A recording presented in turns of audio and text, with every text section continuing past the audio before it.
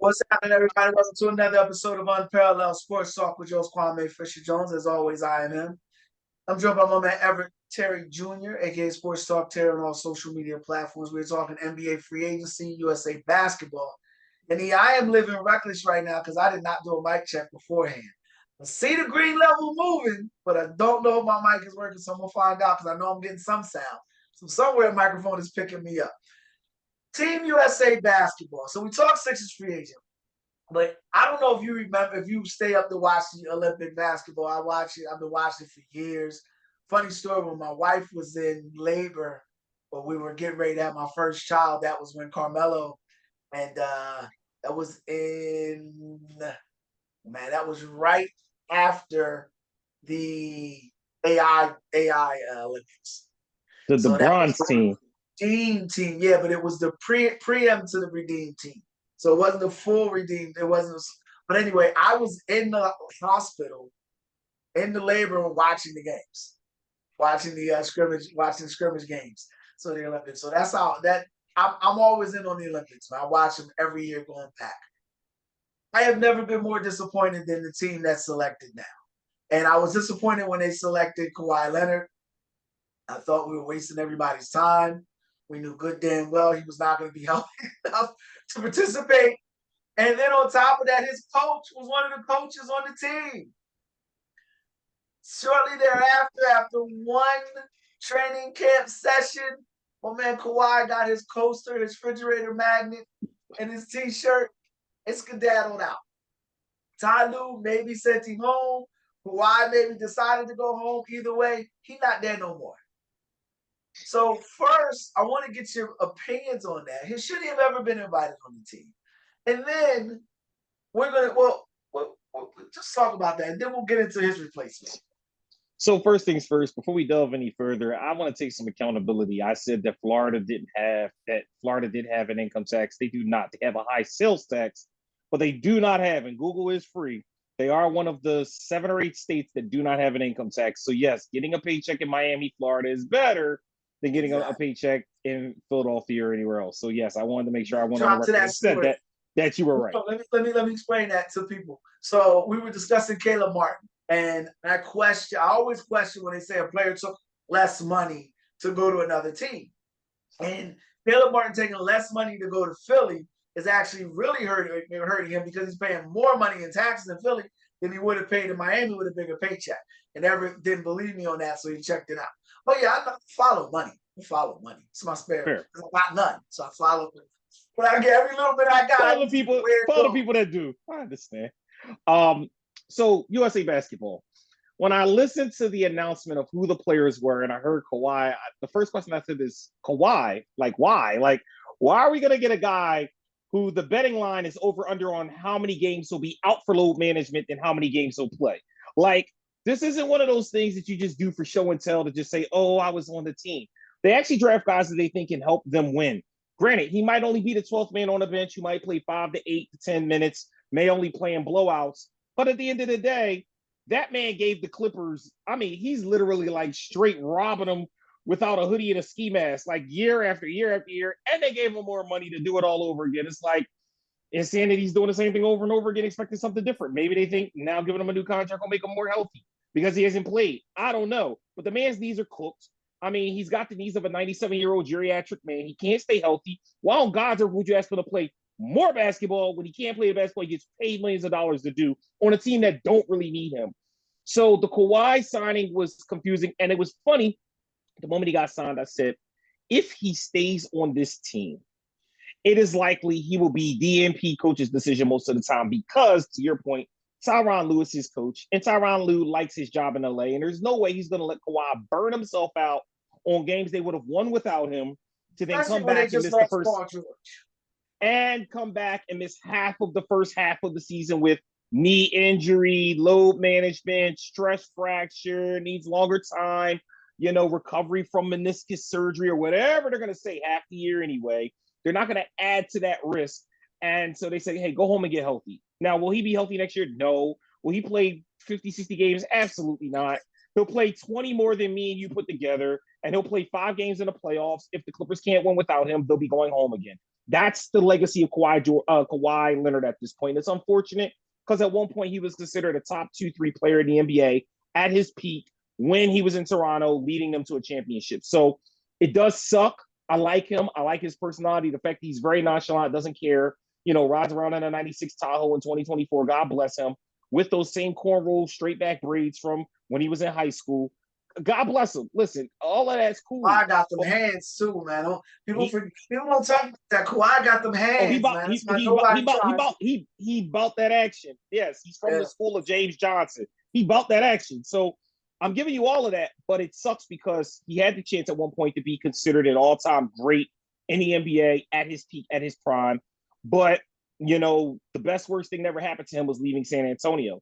Because once he left San Antonio, yes, he did have some success immediately in Toronto, but then got exposed for being a guy that couldn't stay healthy, wanted to do things his own way, wasn't really a team organization first person, focused more on himself and cared only about what was best interest for Kawhi above all else.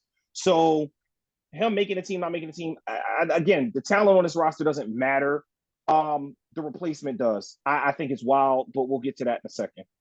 Well, yeah, we'll jump right into it. I did not like Kawhi being on the team. I feel like USA basketball, when they did it outside of the dream team, has gotten it right. Where they've gotten maybe 3 or 4 veterans that are in their later half of their career. And in this case, those vets will be Curry, LeBron, and KD. Agreed. And then you want to surround it. Then you want to have about 4 or 5 guys that are in the peak of their powers. And in this case, I'm not a Devin Booker fan. AD. But no, I don't think AD should be on that team either. I think AD is on the twilight of his career. I think he's teetering down. I would have liked to have seen him go a little younger. It's just, it's whether or not Anthony Davis is on the team is irrelevant. But the peak of your powers guys, like you said, Tatum was on that team. I'm not a Devin Booker fan, but I would say, there's no problem having Devin Booker on that team. But there are some legitimate guys that should be on this basketball team. Derrick White should not be on an Olympic basketball team. One of these things doesn't belong here. He's not like us. Like Derrick White should not be. Oh my God. Say it without just saying it. When you got guys like De'Aaron Fox sitting there and Kyrie. I can understand Kyrie because Kyrie's a little older in age, right? And Kyrie is a guy that may rub some guys the wrong way. I don't think he would, but instead of Kyrie, I'm going to give you 3 names that I just don't understand. I had mentioned De'Aaron Fox, right? I'm going to go with Tyrese Maxey, and I'm going to go with Jaylen Brown. Why would you not invite one of those 3 players to your NBA team, to your team? And if you want to go with guys that are, just guys trying to figure it out, or just, utility guys, or just a young guy, we talked about Cade Cunningham. Why not grab a guy from a bad basketball team and give them an opportunity to play? Because here's the thing about Cade, Maxey, Brown, and even to some extent Fox. They're going to be part of the NBA for the next 8 to 10 years. So they're going to be available to play in the Olympics at least one more time. What is Derrick White going to be in power? Like, the Celtics brought dudes to play the Celtics. The guy the Celtics go to when they want a bucket to end the half is Peyton Pritchard, for crying out loud. But it was a guy that they went over the Celtics said, we will pay every tax to add Drew Holiday, who plays your position. We're going to go everywhere over the tax to add a guy, Drew Holiday, who plays exactly what you're supposed to do. And then we'll sell the team after we sign him to a boatload of money, because we don't want to have to pay you anymore. Like, get it. Get what Derrick White is. And the whole, we just, we're trying to build a team. She left with that way with that. Oh, man. I was born on a Friday, but my birthday wasn't yesterday. I wasn't born yesterday. You're telling me that you wanted to build a team, but you can't build a team with De'Aaron Fox? Right. You can't build a team with Tyrese Maxey? You can't build a team, but you can't build a gold medal team, but I can build a championship team with an NBA Finals MVP in Jaylen Brown. Trent Iguodala was like the 10th man on an Olympic roster. Think about that for a minute. Tyrese Halliburton, and we disputed this, and I get it. Jalen Brunson was on the team last year and they struggled. You got Anthony Edwards on that team. So you need a guy who can hit open jump shots, who can make the hockey assist pass. I get all of those things. But you also need a guy that's played well in high pressure situations. And Derrick White is not like us. Like, he just should not be on that roster. Tyrese Halliburton, you mentioned he got hurt. I'll peel the layers back a little bit. Joel Embiid should not be on the Olympic team. I agree. Like, and you're gonna say, well, who else would you have? I don't know. Miles Turner? Don't Google Miles Turner's numbers. Everybody who now said Turner. Google Miles Turner. He's a block machine. And after you get done Googling him, go to this little thing, this new little doohickey they got called YouTube, and put in his highlights. And tell me he don't belong on the Olympic team roster over a guy who, if we're lucky, if all the stars align perfectly, gives you 10 minutes a game and lasted through the duration of the whole Olympics. Embiid is going to miss an Olympic game. He's going to be the first NBA player to miss an Olympic game for 10 to the It was going to be Kawhi before he went home. I never thought Kawhi was going to play. Once Salu signed his extension, I knew that was it for Kawhi. There was no shot. And I don't think Kawhi wanted to be there. I think he just was like, oh, all right. And then was like, let me pass on that right now. I'm good on that. No. Like, Kawhi wanted to be there. I'm insulted sometimes when people who play the game or who have managed to have long careers in basketball try to insinuate that somehow their acumen is better than someone else's. And when you see guys like Tyrese Halliburton, like, I love Grant. I'll just call it out. I love Grant Hill. Big Grant Hill fan. One of the most disappointing things in life is Grant Hill not being healthy. Grant Hill was that dude. He was him. I agree. He is not qualified to pick a basketball team. When you bring Tyrese Halliburton, Kawhi Leonard, Joel Embiid, and Derrick White to the table, you are no longer allowed to sit at that table. Floor is yours. Well, I don't. 50 games, see, you and I are gonna listen. You and I are gonna have varying degrees of opinion on Tyrese Halliburton because I do think he's a very good point guard, and I do think that when healthy, he is a legitimate double-double, walking double-double. Will I say he doesn't deserve to be on an Olympic team?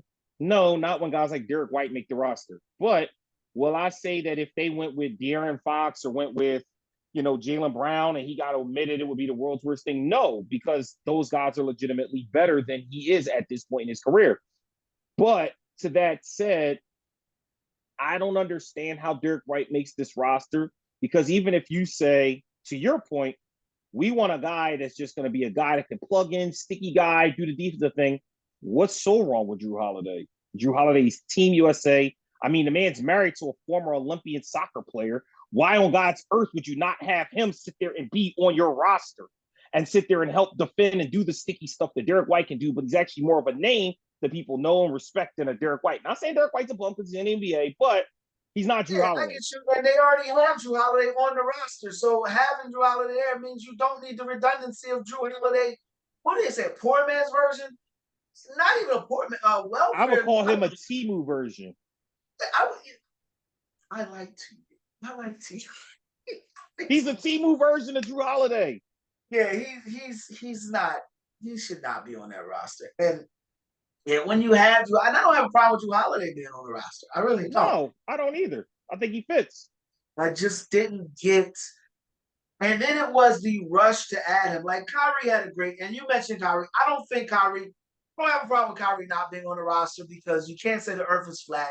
You can't prop up movies that you've never watched before and then turn around and not face the consequences of that. And he landed on his feet in Dallas. He wound up losing some money with that, so that's fine.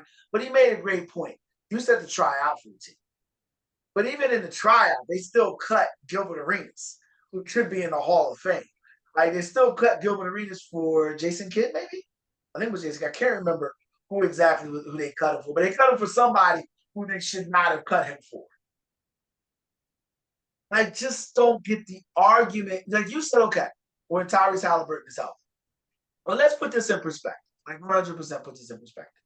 You are lining up right now, and you need to add a defensive guard who is going to play at a high level for you, who is going to make timely buckets, and who you can plug into a pinch. Do those fit the resume LinkedIn profile of Tyrese Halliburton? For full disclosure, like, no, I'm not dissing, but does that fit? To see what you saw this playoff stretch. We're only basing it on the playoffs. No. Do I base it on what I saw all season? Sure, absolutely. But I also think it fits three other guys in Jaylen Brown and De'Aaron Fox, which is why I led. Yeah. I'm not mad that they put him there, but if they'd have put either of those guys in over him, I'm not mad at that. But having Derrick White and him there with those both guys at home is confusing to me. And I'm gonna take it one step further to you, and the Embiid criticism. You need a guy, you need a big who's going to block shots, rebound, run the floor, be able to defend the pick and roll because that's what Euro teams do. That is what Euro teams do. And you need a guy that's going to be athletic enough to shoot the three and finish over people. Now, Embiid can do those things when he's 20 pounds lighter. Embiid can do those things when he's not hurt. Embiid can do those things when it's the first 10 games of the season. Well, excuse me, the first 10 games is when he gets in shape. So when it's games 11 through 31, Embiid can do those things. Miles Turner gives you those things from the start. And the one thing Miles Turner gives you that no other team in the Olympics is an athletic 7-footer. You don't have that anywhere else. No. Just drafted a guy. Well, Wembanyama, he's going to be that. He's going to be athletic 7-footer. That's a great point. Wembanyama is right now. Victor is right now the creme de la creme. Like everyone loves him right now. So wouldn't you want to have someone? And B gave Victor 70. So it's like, dude, you're making a tough argument. But I'm not, because the bottom line with Embiid is he's not going to be healthy enough to play. And through the course of a season, or in this case, through the course of the Olympics, people are going to see things about Joel Embiid they don't get to see unless they watch Sixer basketball. They're going to see the guy who never steps up on the pick and roll, who gives an open jump shot. And when you give open jump shots to EuroLeague players, you're going to hit them. Those are buckets. Those are buckets. And when you give back-to-back open jump shots, and you got Steph Curry right here and LeBron James right here, they're going to dig into you. They're not going to come. You're not going to just let it go. LeBron will start doing this stuff, which means the coach for getting him out the game. For every coach that LeBron coaches, when he sees this, that means get him out there. I watch a lot of basketball, bro. I watch a lot of basketball. Okay, somebody need to get off the floor. That's code for that. Steph starts shooting on the mouthpiece when it's time. Draymond is ticking him off. Steph shoots on the mouthpiece, and Anthony Davis starts holding his knees. Those are codes for students screwing up. You're gonna start saying, you laugh. But I'm so sincere right now. You have no idea how much I'm going to sit down and watch every game to see when those things happen, to see how true that is. It's always going to coincide with Embiid not stepping somebody up on getting benched. Role, or you know, late to close off a lane, like the things that he does where he just or come down and take a pull-up three with nobody under the hoop, and then they start a fast break. It ain't the pull-up three. It ain't the pull-up three that's going to take him off. It's the it's the fake crossover, pump it's fake the sidestep. Yeah. He does 17 times. Look, I'm not going to bash on Embiid. He's a tremendous NBA scorer, one of the best scorers in the game today. I just had a serious problem with Team USA went with. But what I didn't have a problem with, what I enjoy right now is the banter back and forth that's coming out of USA basketball. And one of the stories coming out from USA basketball was Kevin Durant. And should he or is he still one of the top players in the NBA? Should he be available?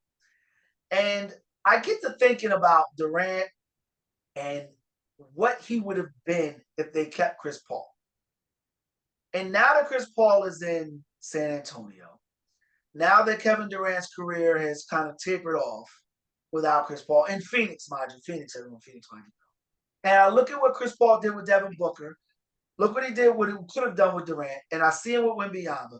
What do you think that free agent acquisition can be for San Antonio? Well, the one thing that you get with Chris Paul is a consummate professional.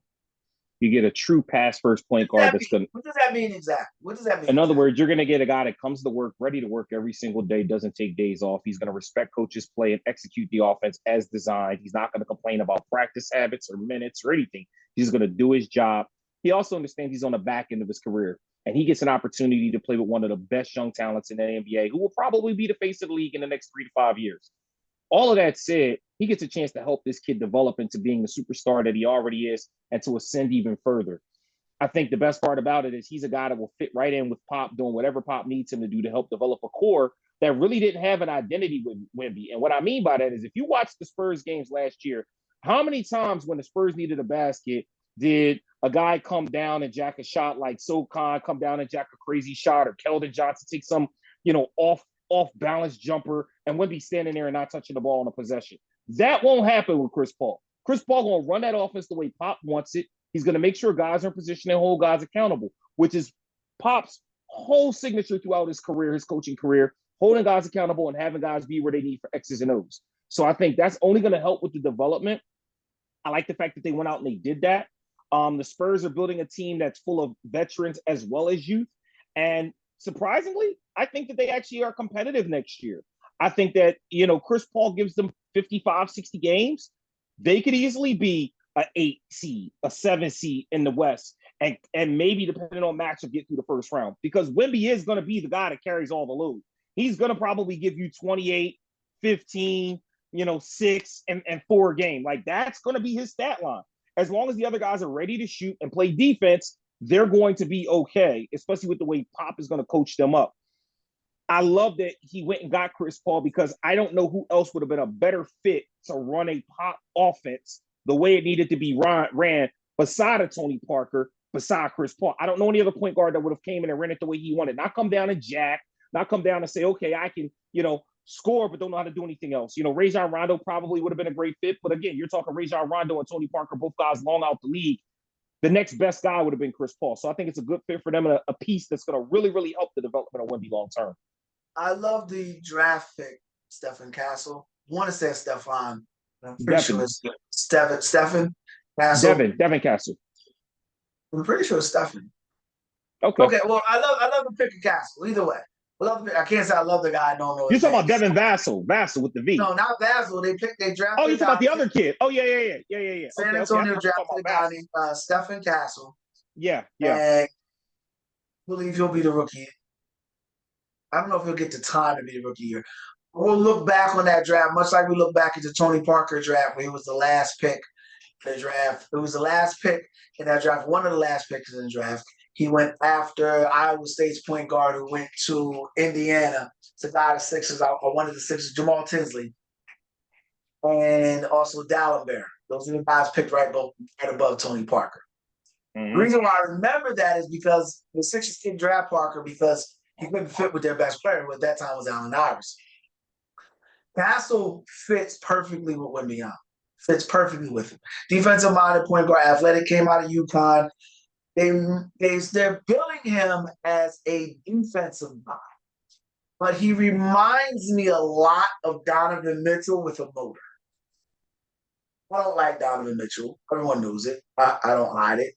The Cavaliers made one move this offseason, re-signing Donovan Mitchell, and that move will cost them. They were a top 4 playoff team. They'll be fighting for playoff position this year. With that, going back to that, I love Castle's intensity. I love his basketball IQ. I love his he fits perfectly, but when he is wet behind the ears.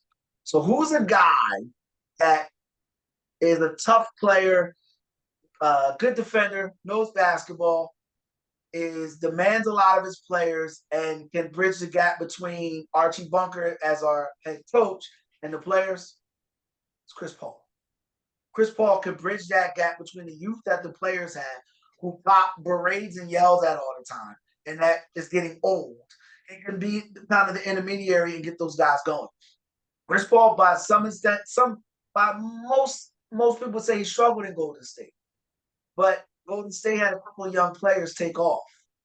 And that was the role that Clay played for them. But in the contract dispute for the last 3 years, it hasn't been much, and it's kind of coincided with the struggles of Moody and Kuminga. But we saw a couple guys take off in Golden State under Chris Paul's tutelage. We'll see that happen in San Antonio. So that's why I like that move. Another reason why I like that move is you mentioned them competing for it in AFC in the playoffs. I think they can compete. When Wembanyama takes the step I believe he's going to take, Castle can play, and he's allowed to make mistakes. I think this team could be a top 5 playoff team next year because I think Wembanyama's that good. I think he's that good. In the Western Conference, you've got Dallas. They'll be there, right? You've got Minnesota. They'll be there. You got OKC. Denver.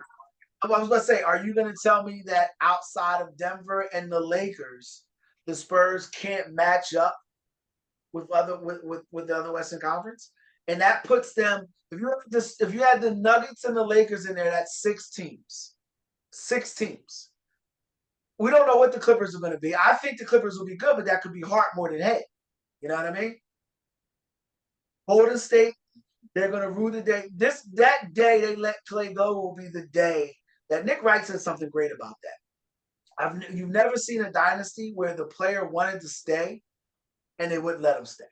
You've never seen a dynasty get broken up by an organization deciding they didn't want to keep one of the players. Chicago, they all left. They all left. So it wasn't like they wanted to stay. It wasn't like they wanted to stay. You can't think of one.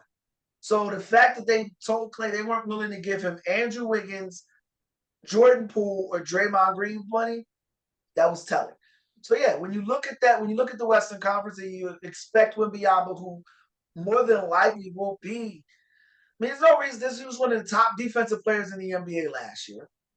He was one of the top offensive players in the NBA last year without even knowing really how to play NBA basketball. And now he'll have one of the best point guards in NBA, traditional point guards in NBA history. I don't think he's one of the greatest. I don't think he's a pit bull on the court, all that nonsense. But he is one of the best players in NBA history. Now he's got him with him. And he's got a young gun in Castle who's going to run with him. I think San Antonio is going to be one of the top teams in there. The team I want to talk about, transition to New Orleans Pelicans. I like the Pelicans. I know you do. And that's why I paused before I say what I'm about to say, but I'm going to say. Mark the tape. This will be the year Zion Williamson requests a trade. This will be the year Zion Williamson requests a trade out of New Orleans. Publicly requests a trade for New Orleans. What are we doing with Brandon Ingram? Well, it doesn't matter because we got DeJounte Murray. What are we doing with Najee Marshall? Oh, it doesn't matter. We let Najee Marshall go. What are we doing with our roster? What's the direction that we are going with our roster? We let Valanciunas go. Who's our backup center? I don't remember if they cut Larry Nance or not, but Larry Nance is not a starting center in the NBA. So who's our center? Who's the guy that's going to keep Zion off of the bigs? Larry Nance went in the move for DeJounte Murray. Oh, say again? He went in the trade for DeJounte Murray. Who? Larry Nance. Yeah, so they have no center. No, not that. The young kid from last year, whose name I forget. He was the center. He'll probably get the minutes. I don't know. Yeah, see, the reason why I bring up center is this because when you take Zion into account, Zion, for a lot of his explosives, is not a great rebound. So now you're taking away any type of paint presence. So that will allow teams to step up and keep Zion from getting into the paint. Zion really he's an adequate shooter, would say, but he's not a tremendous shooter. And the lack of decision on Brandon Ingram resonates in the locker room. Now I get they got some young guys that they think can take Brandon Ingram's, was it Herb Jones? Yeah. Herb Jones. They got some good players. He's a legit good two-way player. But the bottom line is Brandon Marshall was part of the turnaround in that organization, struggled with injuries last year. And when Zion struggled with injuries too, they pretty much kind of flamed out losing to OKC. This will be the year, because it's all quiet in New Orleans now, and DeJounte Murray's not a bad player, but he's not a difference maker.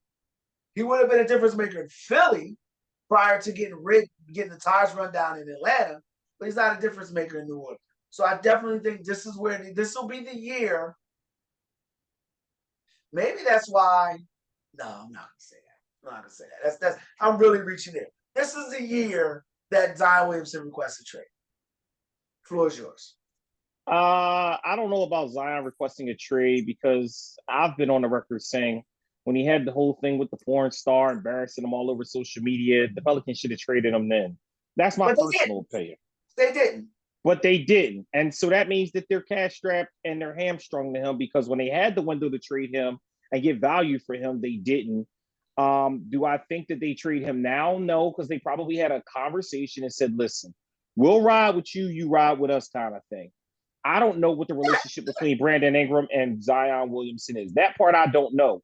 But what I do know is that they're a better team with Brandon Ingram than without him, especially since they're not going to get They equal don't believe trade so. value for him.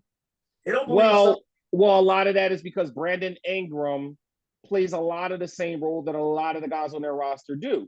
And that's why they went and got DeJounte Murray. You need somebody who can play defense at the top of the key, but also initiate offense. CJ McCollum's a shooter. He's not an initiate offense kind of guy. Like, you need like an energy guy, like a guy that can come out and extend the defense full length court. I don't know, like a point guard that perhaps has long hair from a Puerto Rican descent who is on your roster that you already have. You talking about Jose Alvarado? Oh, I know who I'm talking about. Not Alvarado. I forget his name, but I know you're talking about. Listen. So position redundancy is prevalent in New Orleans. And I agree with that. Now you're vacating the one position where you did not have your cup runneth over. And they're basically they're the Detroit Pistons of the West, but they just have way more talent. A team full of all guys that play similar positions, but no identity. Take shots at Doc Rivers and the Detroit Pistons. No matter what, you were going to take shots at Doc Rivers and Detroit. We haven't even talked. But where's the lie? The Detroit Pistons have a roster full of guys that all play the same position with no identity. The New Orleans Pelicans have a roster full of guys that all play similar positions with no real identity. A whole bunch of slashers, not enough shooters, not enough initiators of offense, no real identity. But they just have a significantly more talented roster player for player than the Pistons. And that's why they win more games. Willie Green's not a bad coach, but he's coaching a team that doesn't have an identity. Coaches need a guy with a roster with identity so they know how to design the offense. That's the problem. The problem you're having in New Orleans is front office. And we got like 4 minutes left, so we'll wrap it up. But I believe that permeates and finds its way onto the floor. Choosing to, it's similar to what happened in Golden State. You took shots at Detroit, but let me take shots at Golden State right now. You made a decision 3 years ago you weren't going to re-sign a guy that was pretty much an icon, pretty much one of the pillars of the turnaround of your franchise. Greatest three-point shooter in the history of basketball. He's one of the reasons why your franchise is worth over $6 billion when you paid less than $500 million to purchase them. Like, and I'm going to repeat that. They paid $400 million, which ain't nothing to sneeze at for the Warriors. They're now worth over $6 billion. And one of those reasons is Klay Thompson. Now, on a much smaller scale, we truck down to the Crescent City. The reason why the Pelicans are no longer the laughing stock known as the Pelicans, because their name is the Pelicans, is because Brandon Ingram got traded down there. He, along with Lonzo Ball, gave that organization an energy. Lonzo Ball since departed, left, or whatever have you. They get Zion Williamson. They help Zion Williamson transition into the NBA to be one of the better players in the NBA when he's for the hour he's in shape. So you reward Brandon Ingram by being in flux with what you want to do with him. If you don't want to pay him, trade him. If you don't want to pay him, let him go in free agency. Well, they've decided they don't want to pay him, but they're just going to let him sit out there like a big matzo ball. And everybody knows it. So now, at this point in the of the offseason, you're not going to get any value for him. Anything that's going to help your team. And he's going to be a disgruntled member of your organization as he tries to work out. Or as he tries to work out and get prepared for the next season because he doesn't know where he's going to be. So how does that take me to Zion demanding to be out? Well, Zion still has cachet because he was the first pick in the draft.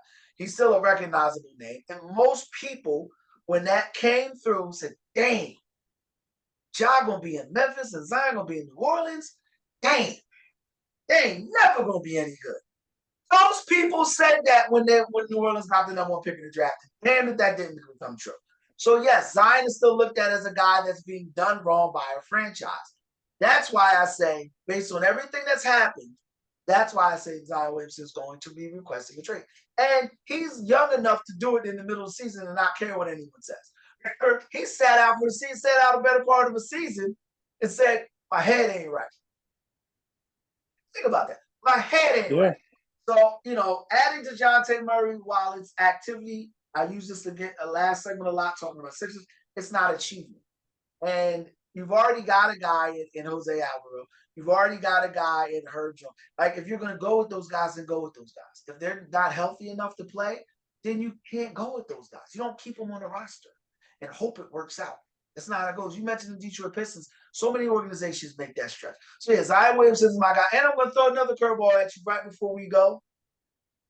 I think you'll have Miami and Golden State on line one for Zion Williamson. Miami is a great fit for Zion, although socially he gonna get in trouble.